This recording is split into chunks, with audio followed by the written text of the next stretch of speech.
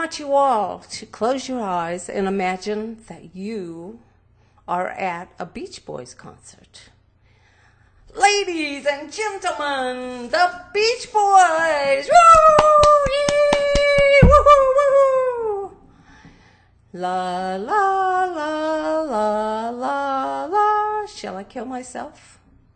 La la la la la. With a knife? Yeah. La la la. Pills? Yeah, might not work.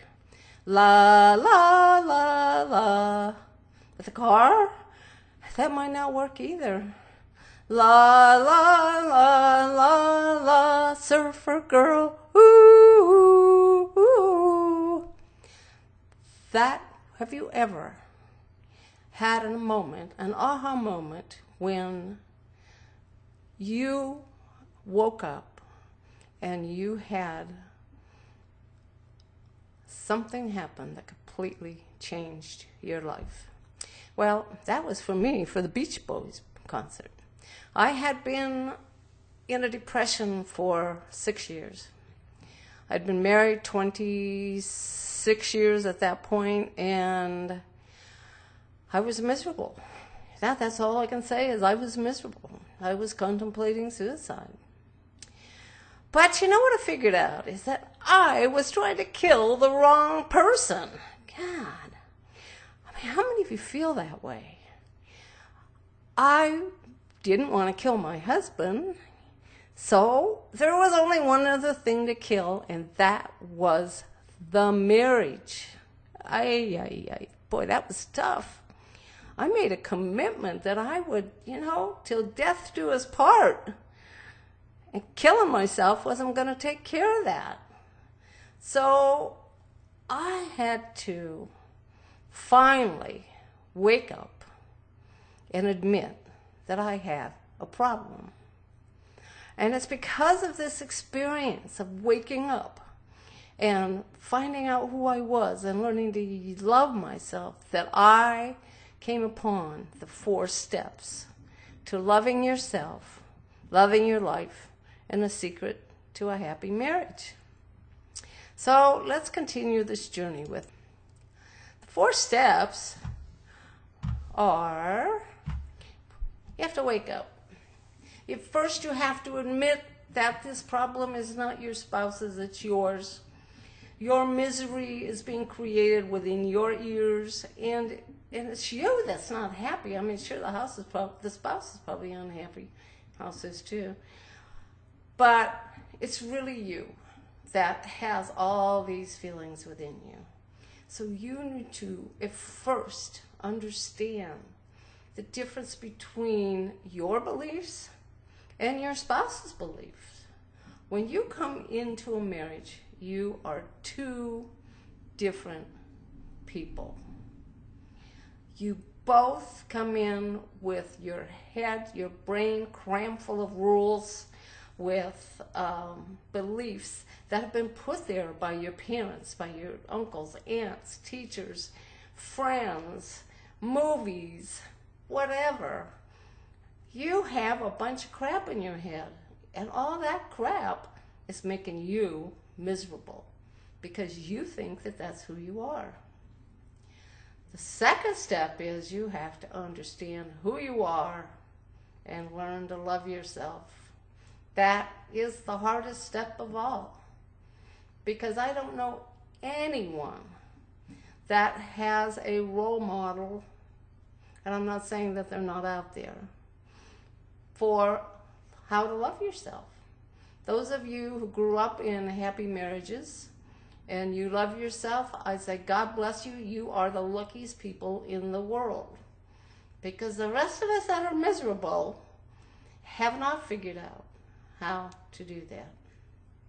The third step is release judgment.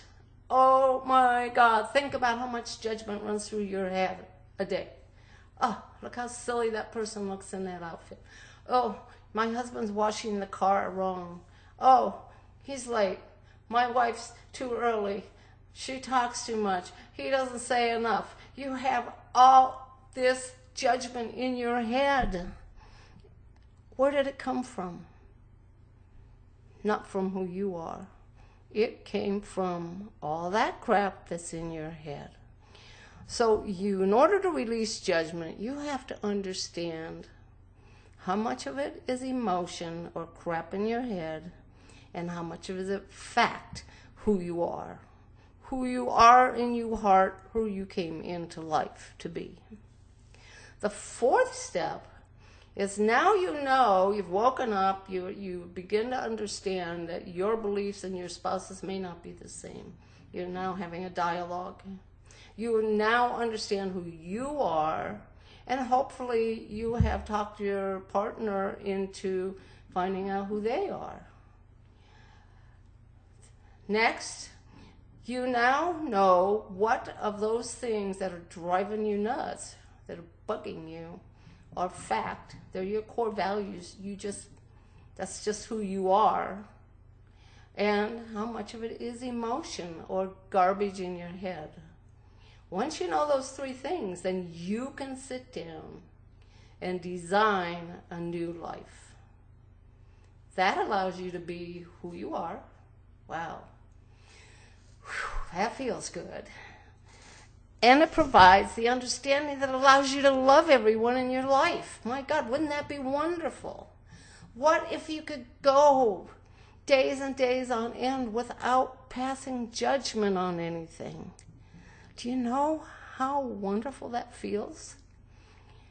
You only have room for fun and laughter when you get rid of judgment.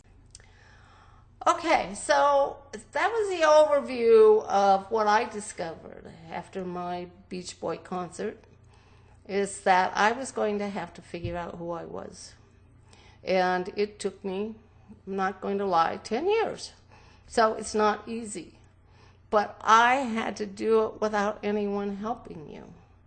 Hopefully, the information that I provide for you in this course will help you accelerate your journey. It will help release some of that misery that you have in your head, and which, by the way, the misery that you are reflecting to the rest of your family. If you have children, they know you're miserable. If you have a spouse or partner, that person knows that you're miserable. And they're all miserable because you're miserable. So let's get on with getting rid of all the crap so that you can be happy. So, as I said, the first step is you've got to wake up. You have to start understanding why you married that person that you married. So why did you get married? Most of us get married for sex. I know, sounds crude, but we are animals and our little hormones are really driving us nuts. So what are you going to do? You know, our cultures, our parents, our religions, they all tell us you can't have sex without being married. Of course, we don't pay much attention to that anymore. But I will guarantee you that sex is probably what drove you to get married. Or maybe the devil did it. Well, you know, maybe it wasn't sex. Maybe it was, oops, you're pregnant. Or, oh my God, I can't see that there's anything else to do, so I might as well get married. And sex had nothing to do with it.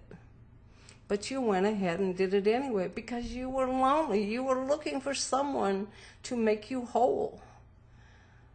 And that's not exactly the best reason to get married. So how about what was your model, your role model for marriage? If you will look at the way you interact in a marriage, you will see that you have all of the judgment based on what you saw as a child. So if you had parents that were loving and appreciated each other and had a lot of respect for each other, you're going to have a tendency to be more loving, respectful, and happier in a marriage. But if you had a marriage where they fought all the time, where, oh my God, you know, they were yelling and screaming, and that's the household I grew up in. You're either going to model that marriage or you'll do what I did. when I was 11 years old. My parents had had one more battle with throwing the plates, yelling, screaming. My father was an alcoholic. It was just horrible. And I made a decision that I would never, ever, ever be dependent on a man as long as I live. Because I did not want to live in a marriage of yelling, screaming, throwing plates, hitting, demeaning. No, I wanted a happy marriage. And at 11, it's interesting. I knew that that's what I wanted. And interestingly enough, when you look back at my core values, that was my core value. I wanted to have fun. So if your parents fight, if they have a relationship where one is more controlling the other, you are going to mirror that marriage. Or maybe you were the latchkey kid. You sat in front of TV all day long, and you saw marriages on television. So if you saw Leave It to Beaver, of course most of you are probably too old for that. But how about, and I can't remember the show's name, but the father was always ridiculed. And, as a kid, if you're watching that, and your mother encourages it, you're going to belittle your father. You, in turn, will be a person that probably belittles your wife. So when you start acting in a manner that is not loving, ask yourself, where did that role model for marriage come from? Where did you get this? And what do you believe your role in marriage is? Okay, there are some cultures and marriages where the woman does everything, the man sits in the lounger, and he reads or plays video games, and the woman is cleaning and taking care of the kids. And I'm hoping that that's not the case, but I believe it probably still is. I grew up in that family. I must have made a decision I wasn't going to do that either, because I don't do the cooking and I don't do the cleaning. This just wasn't something that I did all that when I was a kid. And when I got older, I said, I'm not doing that. The middle picture is the at-home dad. Oh my God. God bless the at-home dads. Wow. They are truly amazing. And there aren't many of them. But if you are an at-home dad, or you really believe this is okay, hey, fabulous. I absolutely believe that there are men out there that are better parents than women. So how does this happen? It happens as an agreement between couples. One person says, I really would prefer to be out working, and I have a career that makes the most money. Do you mind staying home with the children? The husband, if he's comfortable with who he is going to say, sure, no problem. So remember that when you come into a marriage, you may have one belief about the role in the marriage. But when you get down to your core of who you are and you negotiate those roles, you're going to have a happy marriage. And then the third model would be a partnership, where you do everything together, and there is no rule as to the woman is responsible for the clean house and everything looks good, and the husband is responsible for doing all the do-it-yourself stuff. It may be that you guys are opposite. It doesn't matter.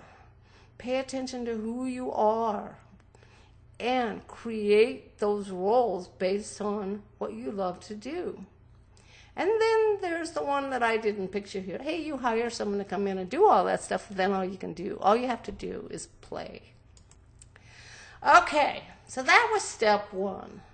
Step one was wake up. Understand what your beliefs of marriage are. Completely be aware of the fact that both of you have totally different models of what this marriage looks like. And particularly, when I was young, I was told you should never marry outside, whatever your religion is.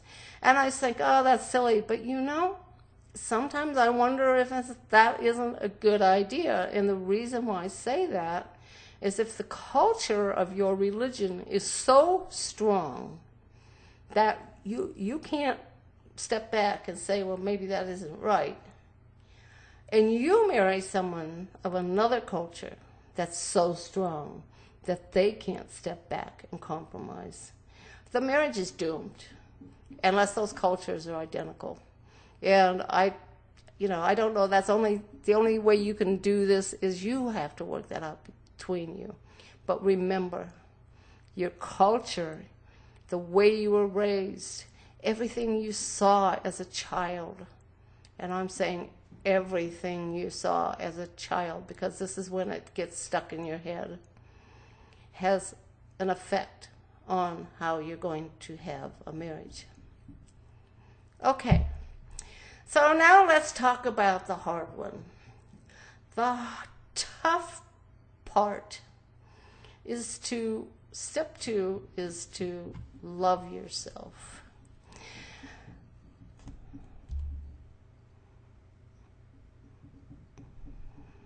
Didn't do it. Okay, so how do you do that? God, that is, it's such a foreign subject to all of us. I don't know about you, but I know that when I was told I had to learn to love myself, I was just like, you gotta be kidding me. I was going through therapy, and the therapist says to me, if you are going to get out of this depression, you have to learn to love yourself. To be successful and happy in your life, you have to learn to love yourself. You cannot expect someone to do it for you. And I remember that day so clearly, because I'm thinking to myself, maybe I'm thinking, well, maybe he's thinking, sex, gotta love yourself. And I'm going, whoa, well, that's kind of kinky. I doubt if that's what he's really thinking. So, God, how do you learn to love yourself? I mean, what does that look like? So I drove all the way home, and I'm crying, and I'm going, geez, how do I love myself? I go home, and I go to my boyfriend at the time, who's now my husband. I go in his arms, and I'm crying, and he's asking me, what's wrong? And I said, well, the therapist said I had to learn to love myself. God, how do you do that? I didn't have any role models for loving myself. I mean, I don't think my mother really loved herself, considering how many times she settled in her life. And my dad for sure didn't love himself. He drank himself into a stupor every day. So how do you learn to love yourself? So I started on that journey. And I read, and I read, and I read. And I was fortunate that I had a friend that gave me a book called Conversations with God. And by reading that book, I realized that everything that was in my head was just words. They were there for me to look at and decide whether I was that or not that. So I kept reading, and I was fortunate that I had taken a test, I'm going to say. It's called the Myers-Briggs Personality Test, and this was 1989 when I was in the Society of Women Engineers Board of Directors.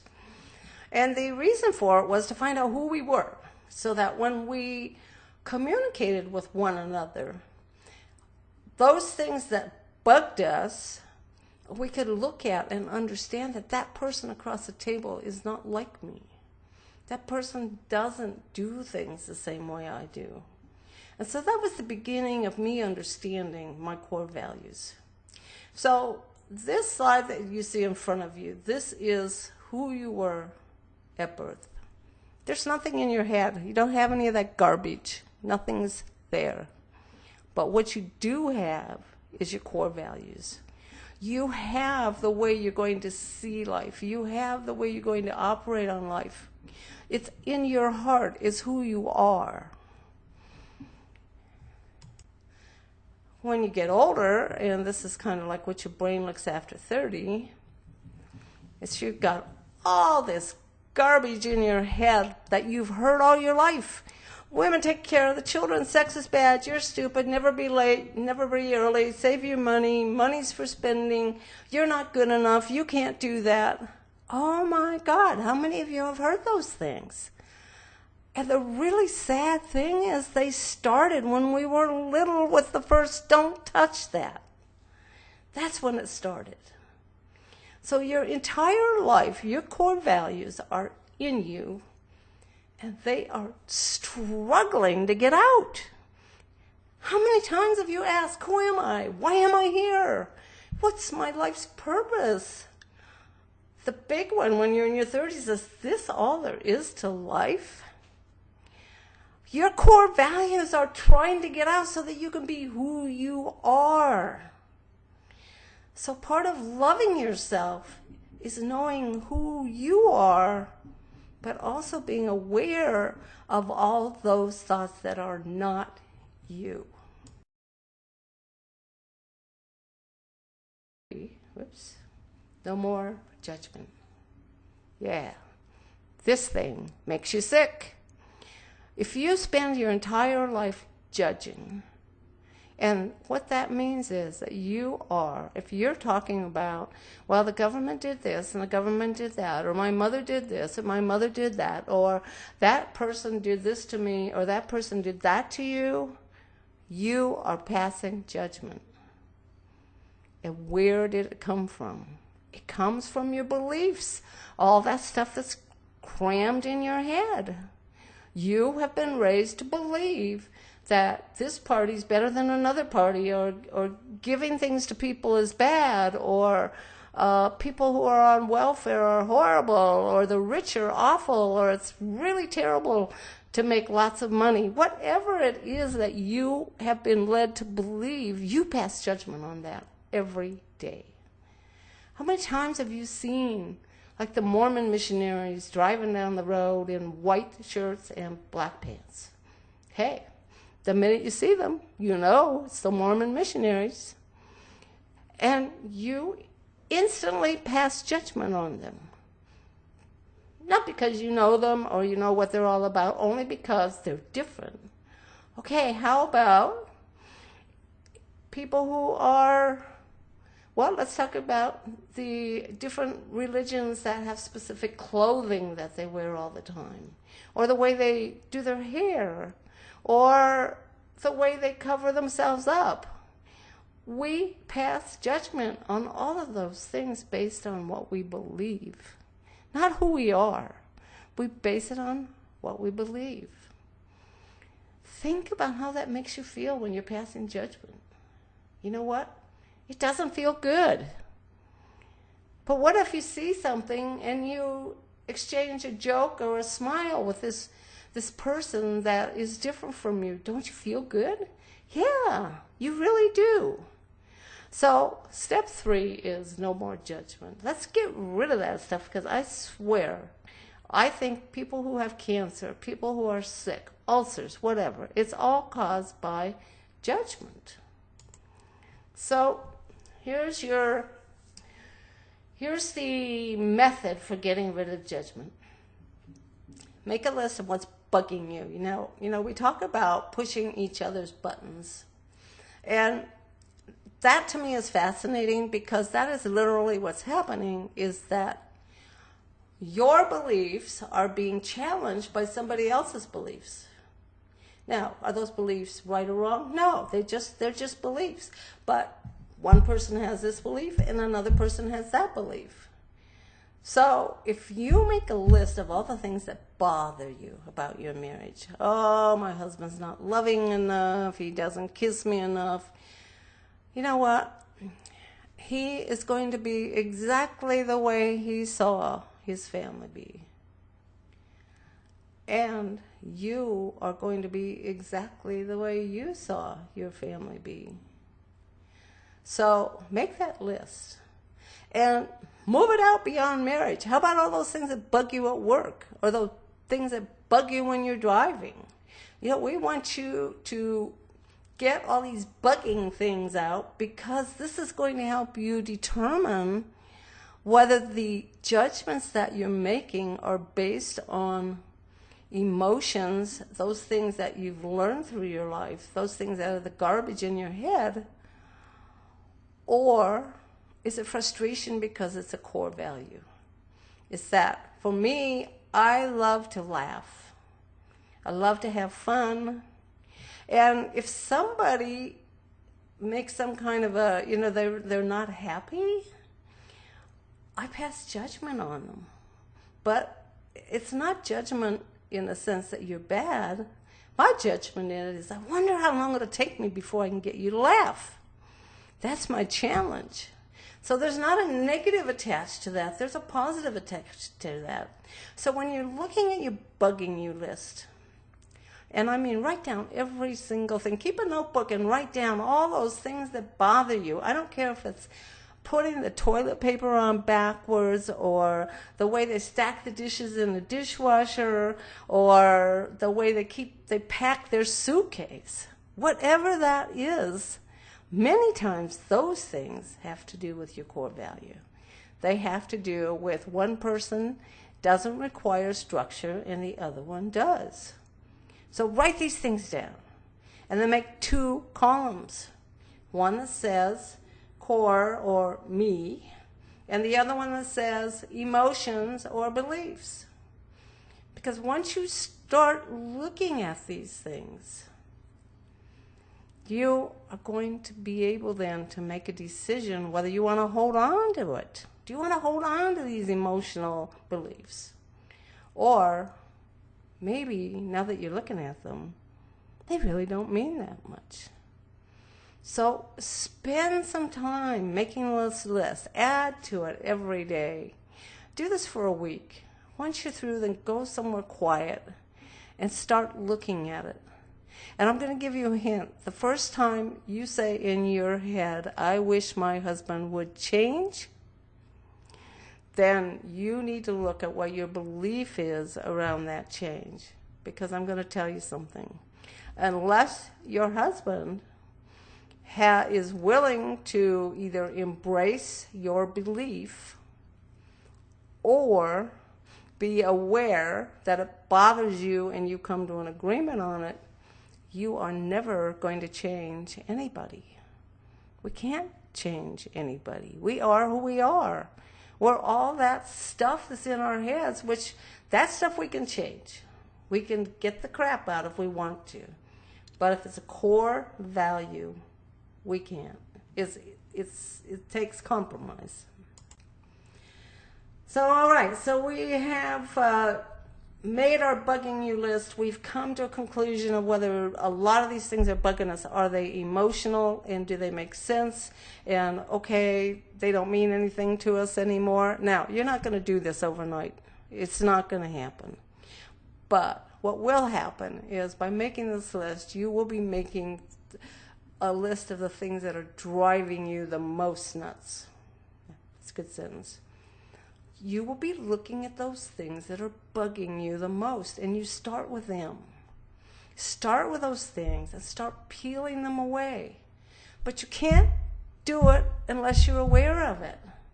And do you have to have your spouse involved in this discussion? The answer is no. You're going, what? Come on, they have to give. No, they don't have to give. You have to look at you. You're the one that's making all this up.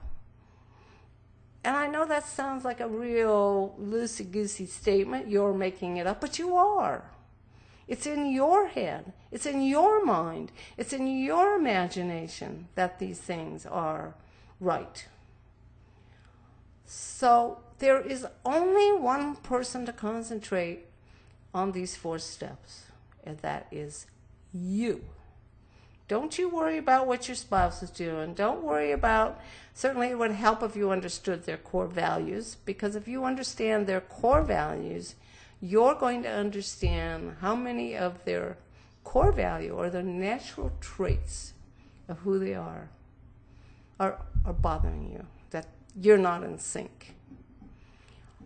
Most people, when they find out that this is just the way somebody is, they're able to handle it. They just go, oh, okay, I can handle that.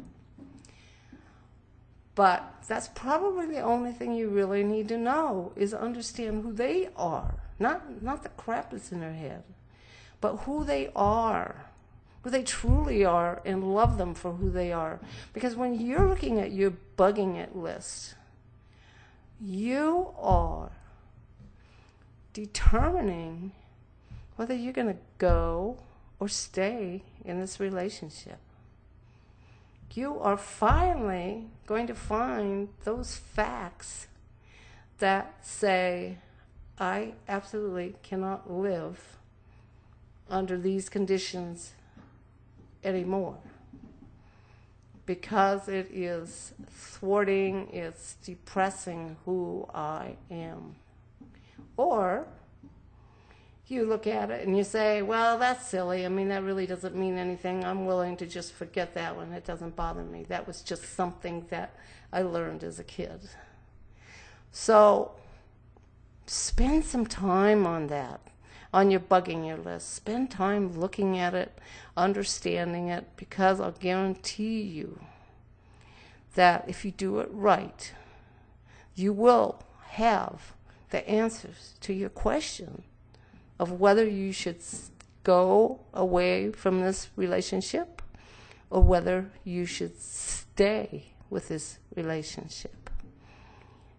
It will take time. Don't rush it, because I will guarantee you that every day something new will pop up, because what you are doing in this time is you're learning who you are. You're not learning you're learning that you are this and you are not what you thought you were, or you are not who your parents, your friends, your teachers, your bosses, your coworkers, you're not who they said you were. So spend the time to really understand who you are. Because once you know who you are, that decision will be so much easier. You will take the emotion out of it. You will be able to see whether you can compromise or live with the situation the way it is. But until you know the difference between your core on who you are and somebody else's belief systems that are in your head, you can't make that decision.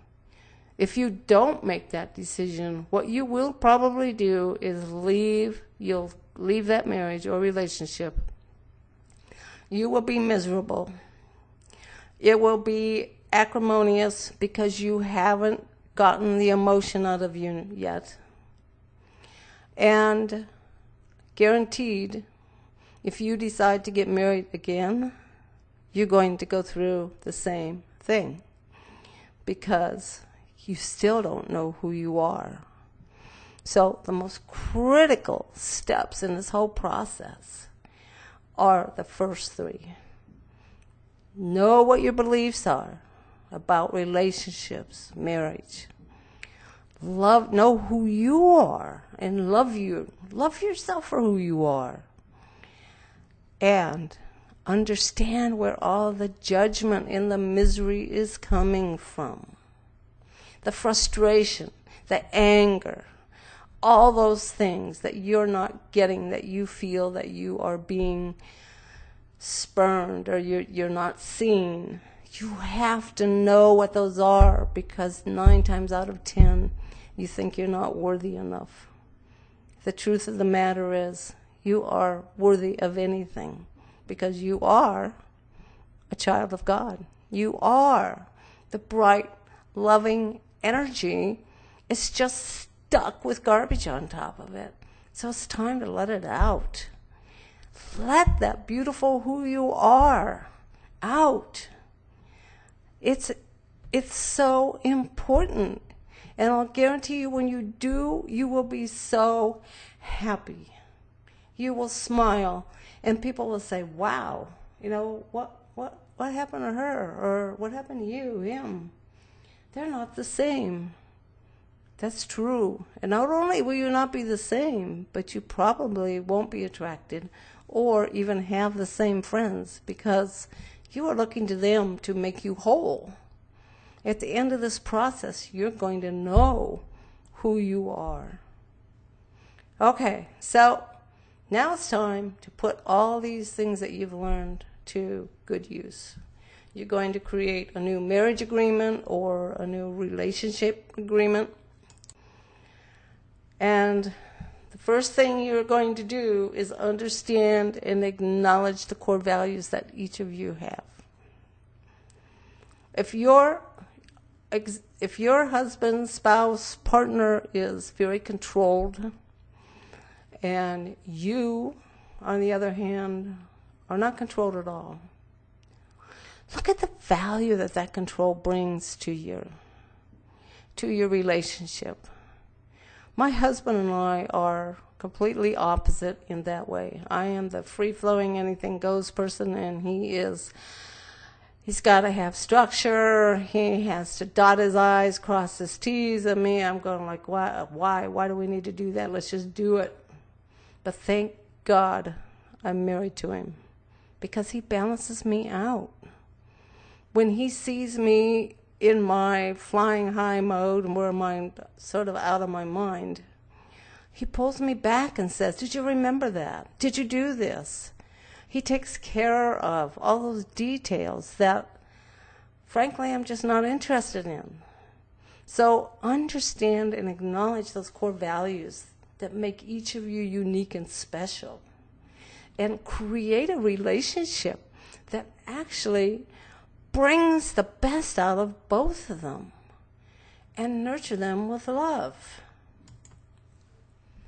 Pay attention to your negative thoughts. Oh boy.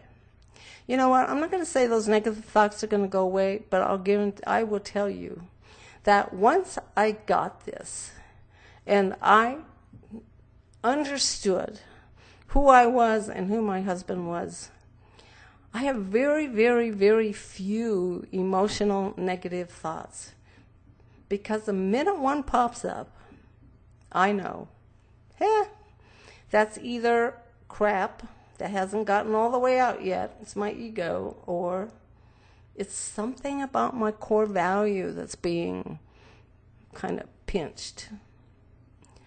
But because I understand now that negative thoughts are coming from one or the other, I can look at it and understand it and make a decision based on where it's coming from.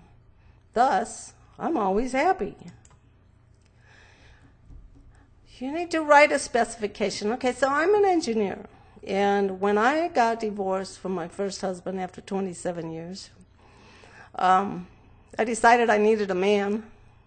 So, I didn't know anything about any of this stuff. So I was just your normal person. Said, okay, let's look for somebody else to play with. But I did something unusual that I think really, really, really paved the way to creating this very, very happy marriage. I've been married 20 years, and it gets better every year. And what I did is I wrote a specification. Duh. I actually took engineering paper, which has columns for pros and cons, and you write your specs. So, I wrote, what did I want? Well, what I wanted, I was wanting somebody on the same spiritual path as I was. That was one of the things that was holding me, that was really making me miserable, is that I couldn't talk to my first husband about all these exciting things I was learning. He was a professed agnostic, I guess, or atheist. I don't know which one it was. But I couldn't talk to him about these things. And I was so excited about it.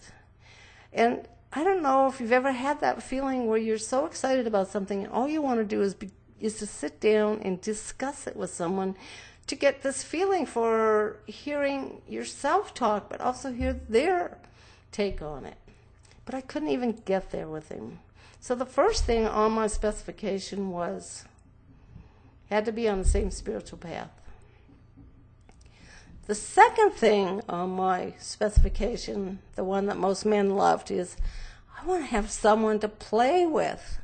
Okay, now most guys, I think, of play a little differently than the way women think of play. I'm thinking traveling, dancing, movies, and the husband's thinking bedroom or something like that. So the man's thinking that. But hey, you know what? We all want someone to play with. Even if it's just going outside and gardening or going for a walk or hiking or bicycling, going to the beach. We want someone to share our life with. It's not fun to do alone. So write it down. Write down what you want in your relationship. So I had the spiritual thing and I had the wanting someone to play with. Those were the only two things that were on my list. The one I forgot was I should have asked for a millionaire. But somehow I didn't get that millionaire. But hey, you know what? Spiritual and play. That works for me. Okay, so write that specification. You write your specification, and if you are actually doing this with your either future partner or your current partner or whatever, or you don't have one yet, both of you do it. Write your specifications, because now you can come together and see if they make sense. Because I'll guarantee that your specification is going to be written based on your core values. Because you now discovered what they are. You now know what's important to you. Some people, family is very important to them. Others, family doesn't matter. They can take them or leave them. But that's all part of one of these 16 temperaments or personalities. So write that specification of the perfect marriage, the perfect partner, so that you can enjoy your life. And when you do that,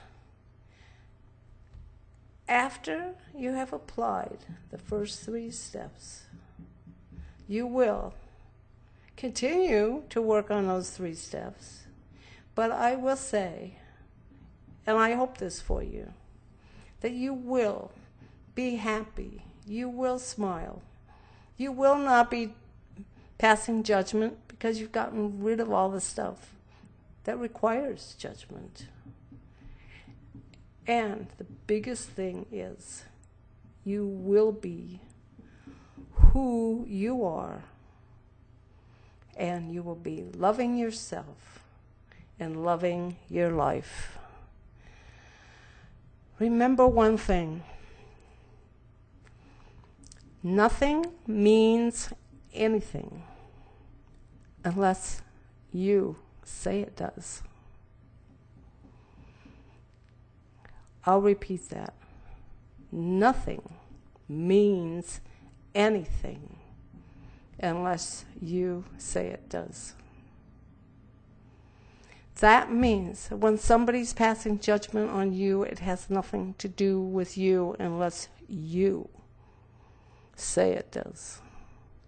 And in order to be happy, just remember, no matter what anyone says to you, it has nothing to do with you. It only has to do with them.